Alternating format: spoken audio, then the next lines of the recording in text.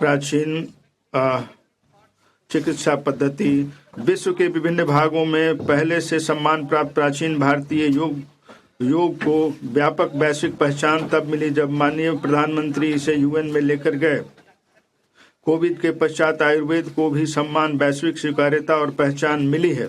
गुणवत्तापूर्ण आयुर्वेद उत्पादों के निर्माण से औषधीय पौधों की खेती करने वाले किसानों और इनके उत्पादों का प्रशंसन करने वाले युवाओं को मदद मिलती है। बढ़ रही वैश्विक मांगों को कुछ और कदम उठाए जा रहे हैं।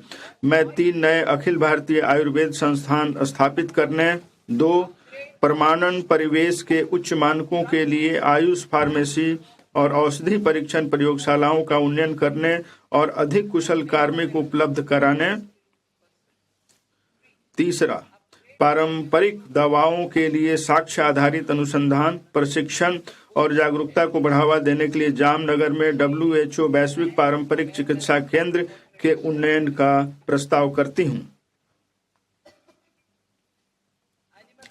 पशुपालन।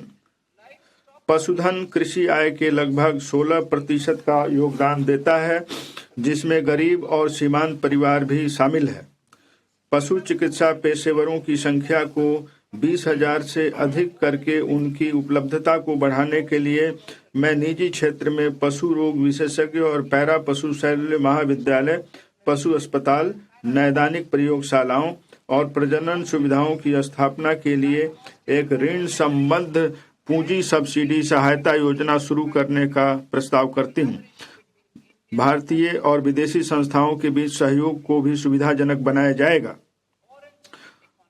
ऑरेंज अर्थव्यवस्था। भारत का animation, visual effects, gaming, comics, ABGC क्षेत्र एक बढ़ता हुआ उद्योग है, जिसमें वर्ष 2030 तक 2 मिलियन पेशेवरों की आवश्यकता होगी। मैं Indian institute of creative technology Mumbai को 15,000 माध्यमिक विद्यालयों और 500 महाविद्यालयों में एबीजीसी कंटेंट क्रिएटर लैब स्थापित करने में सहायता प्रदान करने का प्रस्ताव करती हूँ। भारतीय डिजाइन उद्योग का तेजी से विस्तार हो रहा है, फिर भी भारतीय डिजाइनरों की कमी है। मैं भारत के पूर्वी क्षेत्र में डिजाइन शिक्षा और विकास को बढ़ावा देने के लिए चुनौती मार्ग के माध्यम से एक नए राष्ट्रीय डिजाइन संस्थान की स्थापना का प्रस्ताव करती हूँ। शिक्षा। हमारी सरकार बड़े औद्योगिक और लॉजिस्टिक कॉरिडोर के आसपास चुनौती मार्ग के माध्यम से 5 विश्वविद्यालय टाउनशिप का निर्माण करने में राज्यों को सहायता प्रदान करेगी। इन योजनाबद्ध शैक्षणिक जोन में कई विश्वविद्यालय, महाविद्यालय, अनुसंधान संस्थान, कौशल केंद्र और आवासीय परिसर होंगे। उच्चतर शिक्षा स्टेम संस्थानों में अध्ययन तथा प्रयोगशाला कार्य हेतु लगने वाला अधिक समय छात्राओं के लिए कुछ चुनौतियां पेश करती हैं। वीजीएफ पूंजीगत सहायता के माध्यम से प्रत्येक जिले में एक महिला छात्रावास की स्थापना की जाएगी। Will be set up or upgraded. The National Large Solar Telescope, the National Large Optical Infrared Telescope, the Himalayan Chandra Telescope। गहन अनुभव के माध्यम से खगोल भौतिकी और खगोल विज्ञान को बढ़ावा देने के लिए 4 टेलीस्कोप अवस्थापना सुविधाओं, national large solar telescope, national large optical infrared telescope, Himalayan Chandra telescope और द कॉस्मस 2 प्लेनेटोरियम की स्थापना की जाएगी।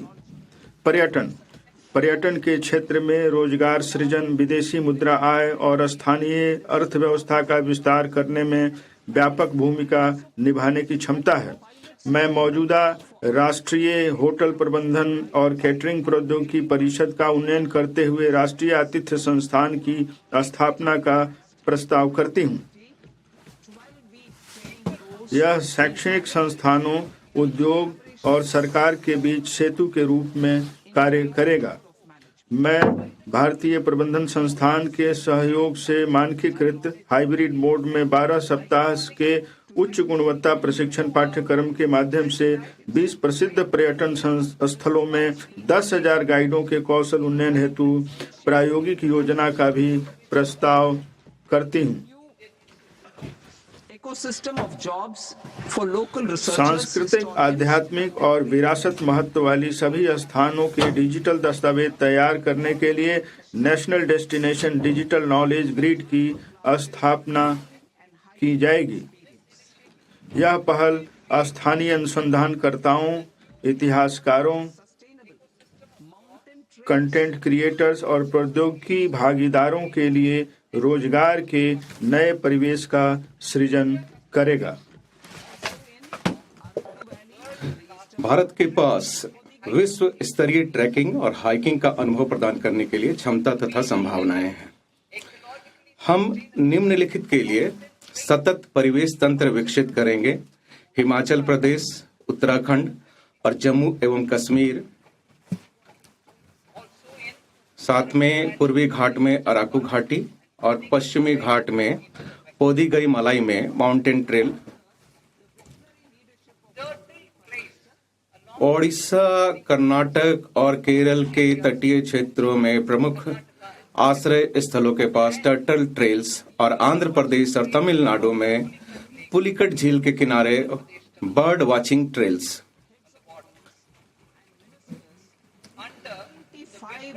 माननीय प्रधानमंत्री जी के दूरदर्शी नेतृत्व में हमने वर्ष 2024 में इंटरनेशनल बिग कैट अलायंस की स्थापना की थी। इस वर्ष भारत प्रथम ग्लोबल बिग कैट शिखर सम्मेलन की मेजबानी कर रहा है, जिसमें 95 सदस्य देशों के सरकारों के प्रमुख और मंत्री संरक्षण की सामूहिक रणनीतियों पर चर्चा करेंगे। विरासत और संस्कृति पर्यटन। मैं लोथल, धौलावीरा, राखीगढ़ी, आदि चन्नालूर, सारनाथ, हस्तिनापुर और लेह पैलेस जैसे 15 पुरातात्विक स्थलों को जीवंत और अनुभवजन्य सांस्कृतिक गंतव्य के रूप में विकसित करने का प्रस्ताव करती हूं। उत्खनित स्थलों को विशेष वॉकवे के माध्यम से जनता के लिए खोल दिया जाएगा।